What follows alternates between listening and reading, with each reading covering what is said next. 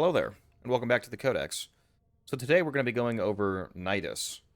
We will be doing both a general build for him and showcasing just how his abilities work and how you can use him and function properly when solo, for example, but I'm also going to be going over how I think people are failing to fully utilize him in terms of how much he can buff a team setup. So let's go ahead and go over that. Alright, first things first. Archon Shards. I'm running 2 Tau Forged Azure Shards for armor, which adds 450 armor, and I'm running 3 Tau Forged Crimson Shards for an additional 45% power strength. The armor shards add a nearly unfathomable amount of EHP to Nidus compared to their impact on most other frames, and that is thanks to his augment, Parasitic Vitality. So let's move into the build and take a look at that. As I mentioned, Parasitic Vitality is a key focus on this build. I used to run a triple Umbral setup, but ever since they released this augment, it dethroned Umbral Vitality in terms of massively buffing Nidus' health tanking capabilities. You can see on the Parasitic Vitality display here that it does scale with power strength, and when you account for both growing power and molt augmented, granting me an additional 85% strength, on top of the 384% you see here in the arsenal, I get about 18.7% health per mutation stack, or 1,876% health at max stacks, which is, of course, insane. Now, it should be noted that if you really want to go absolutely crazy mode, you could run the Abundant Mutation augment alongside Parasitic Vitality.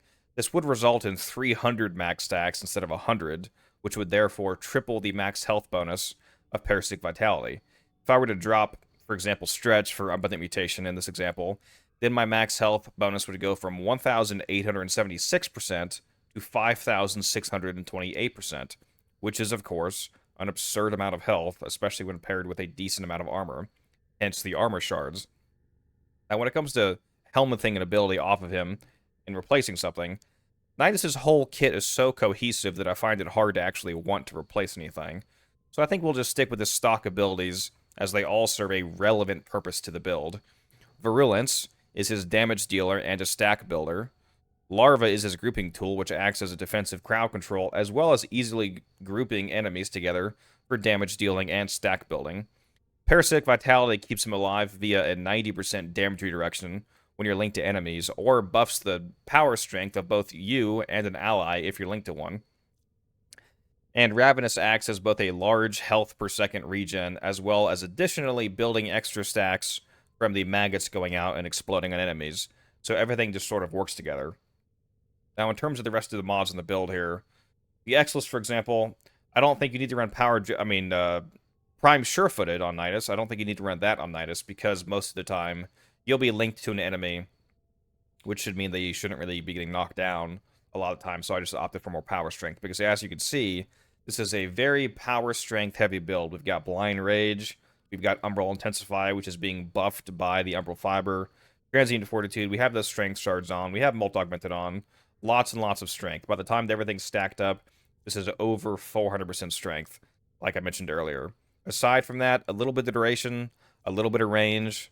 Thankfully, his base duration is super high for things like Parasitic Link, for example. Even with only a 128% duration, it's a 76-second duration, which is way longer than most abilities' base duration.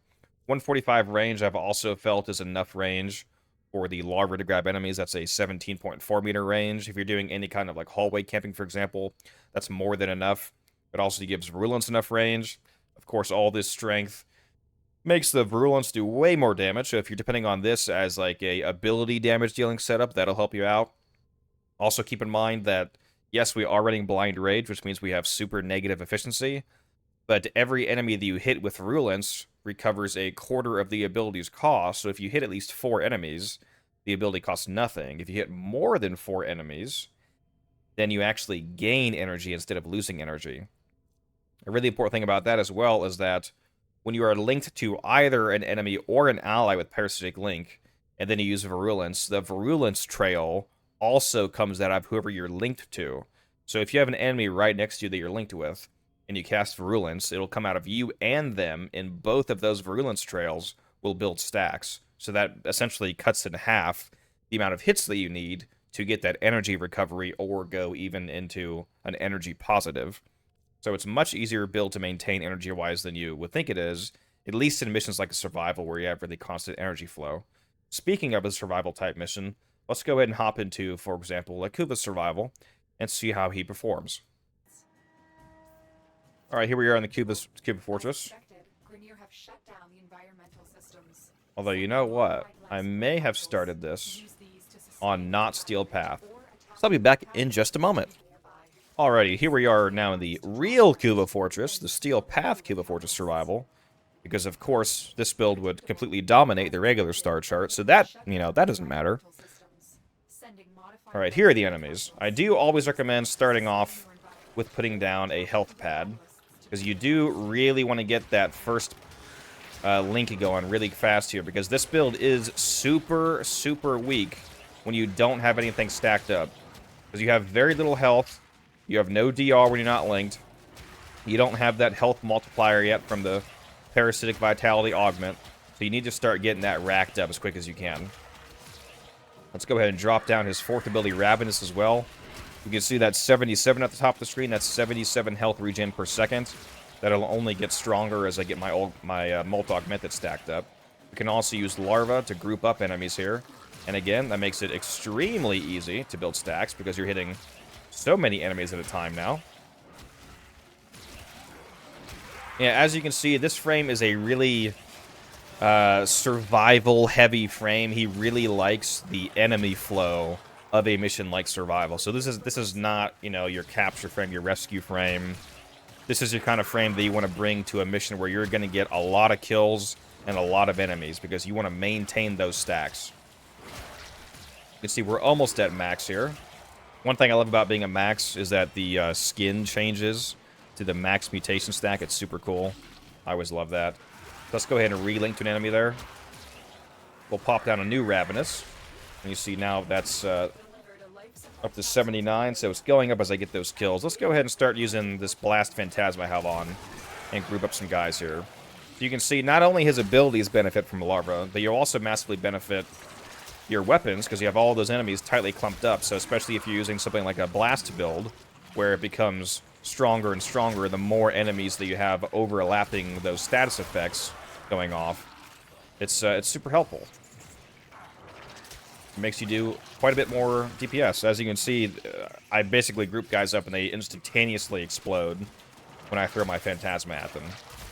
So damage is not a problem whatsoever.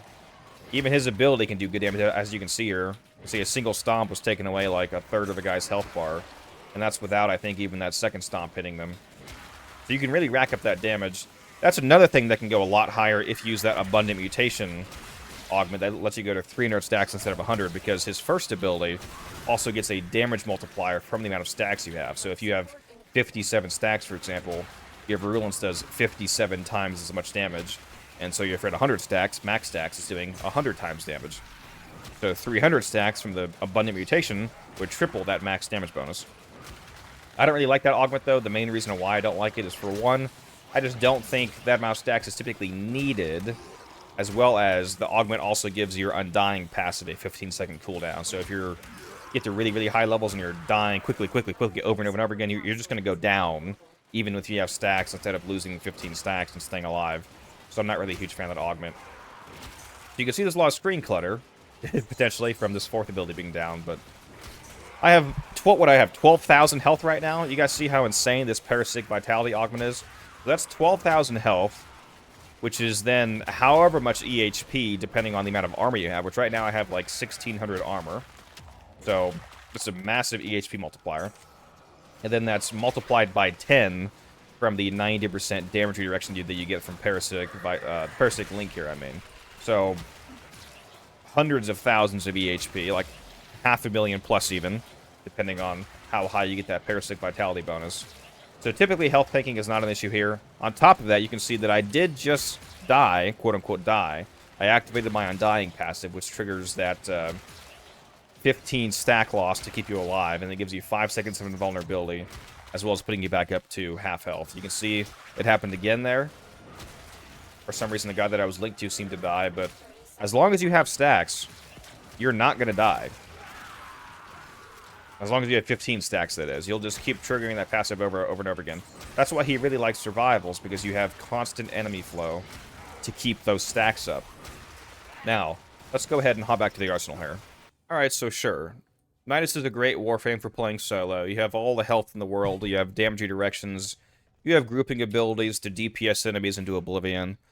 But that's not my favorite part about Nidus. So we showcased the build, and that is the build that I use, but I don't really care about that build for its survivability or its solo performance. The reason that I like Nidus, and why the people that I typically play with like Nidus, is because he makes team compositions absolutely insane from Parasitic Link. Let's hop into his abilities here. So if we look at Parasitic Link, there's a few things that really annoy me about this, and that a few people get wrong. So the thing that annoys me is the fact that it still says damage increase 96%. It's not a damage increase. The way that Parasitic Link works is that when you link to an enemy, you get a 90% damage redirection, which that is listed correctly. It says damage redirection, 90%. That is correct. That is what that does. Which, by the way, means that Nidus benefits massively from Overguard, because damage reductions don't work on Overguard, but damage redirections do. So if you throw out a Dante Spectre and get 15,000 Overguard while you're playing as Nidus and you're linked to an enemy, then that 15,000 is actually worth 150,000. Fun fact for you. Anyways, damage increase is actually a power strength increase. So obviously, if you give someone a 96% power strength increase, it will be a damage increase if they're using an ability that does damage. But that's not directly what it does. It's just a multiplicative power strength increase. So that wording needs to be changed. Also, even the people that do know it's a power strength increase, some of them think that it works like a mod. So you see this 96% here. And the power strength increases that you guys are used to are, for example, I would put on Blind Rage that says 99%. And if I'm already at 200, I would go from 200 to 299. That's not how this one works. This is a multiplicative increase. When this says it's a 96% power strength increase, that is 96% of the person's modded and total buffed power strength. Whatever their current strength is, even if it's from temporary buffs, that gets multiplied by this value. And I'm about to show you some footage here of how that works. So go ahead and take a look. So as you can see, I'm here with an Oberon, and his Oberon build has about 300-ish% strength, almost. So we have a 586 armor bonus and a 117 heal. If it was exactly 300, it would be 600 and 120, so it's very close. It's like 290 something, essentially. So if my Parasitic Link on Nidus here, which is 96%, was additive with strength mods, like, for example, if it just functioned essentially like a 96% Blind Rage, then if I link to him, this would only go up to about 150-ish and 778 armor. Doesn't do that, though. Let's go ahead and link to him and see how, if he recasts here, it's going to be a hell of a lot higher than that. 230 health and 1,149 armor. That's because the Parasitic Link from Nidus is a multiplicative increase to power strength, and that includes any buffs that you might have. If you're using Matarai, for example, the extra 40% strength that you get from Sling Strength is also increased. If you're using Xenuric, the extra 20% from Wellspring would be increased. If you get a headshot with Pax Bolt, that would be increased. Any strength buff you can think of, especially, perhaps the most important one being, if you take this to a Fisher mission, and the Nidus or the person he's linking is corrupted for that double strength, that double strength will also be impacted by Parasitic Link.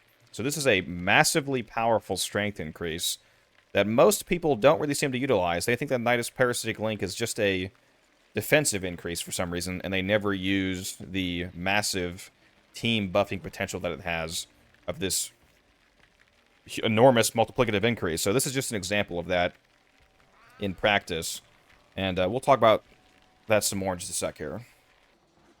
Actually, one more example of that we can also do with Oberon is Smite Infusion. So the nice thing about Smite Infusion, or any of those style of mods like Venom Dose on Saren, for example, is the fact that their elemental scaling starts at exactly 100%. So at 100% strength, the mod starts at 100% radiation damage bonus, for example. That means that the number of elemental damage bonus that you see is exactly equivalent to the amount of strength you have, essentially. So if you had 330% strength, that means that you would have a 330% smite infusion. In this case, you can see that we have a 292% smite infusion. That's because his Oberon build has 292% strength.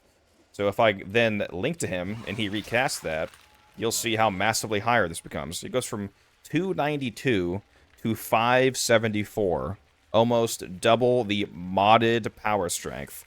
So again, it's not a 96% increase like a mod. It's a 96% increase of your total power strength. Absolutely enormous increase. Let's go ahead and hop out of here and show another example of that.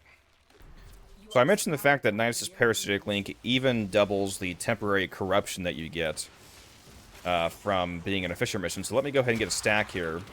And as you can see, the Oberon I'm currently with is now corrupted. So let's go ahead and link to him and see how insane both his renewal is, as well as smite infusion. That is a 1,148% smite infusion. So that is nearly 1,200% extra radiation damage. And again, that is because I am multiplying even those temporary buffs. And 2,297 armor, and where's the health here? The health is 459 health per second regen. That is how insane you can get the numbers on a frame that has a channeled or maintainable ability if you give them all of these sorts of temporary buffs that they then snapshot. The smite infusion won't snapshot, of course, because that's purely duration-based, but Oberon's renewal is a channeled ability. So even though this corruption is temporary, since I've linked to him and I've given him this buff, if I then unlink, you can see that it's still there. The values don't update live. They take the amount of power strength you had when you cast them, and they keep that permanently. So as long as he doesn't run out of energy, we could do this mission for another 3 hours, and he would still have that 2,300 armor and that nearly 500 health per second, because that's how snapshotting ability strength works. So absolutely incredible. And again, this is why I recommend using Nidus in teams like this to buff up your allies. So as you guys can see, Nidus is not just a potentially good solo frame and able to survive and able to dish out damage, but in my opinion, his most useful aspect of being in a team is the fact that he can buff the living hell out of his teammates. For example, I one time got a Chroma to 15,000% Vex armor. So if you guys would like to do that, they consider playing as Nidus. Anyways, thanks guys for dropping by. If you liked the video, can then consider dropping a like, drop a sub. Helps a lot, and I greatly appreciate it. Anyways, I will see you guys in the next one. I probably should have gone to check my helmets before recording the video, just on the off chance that I get anything actually. Oh, mother...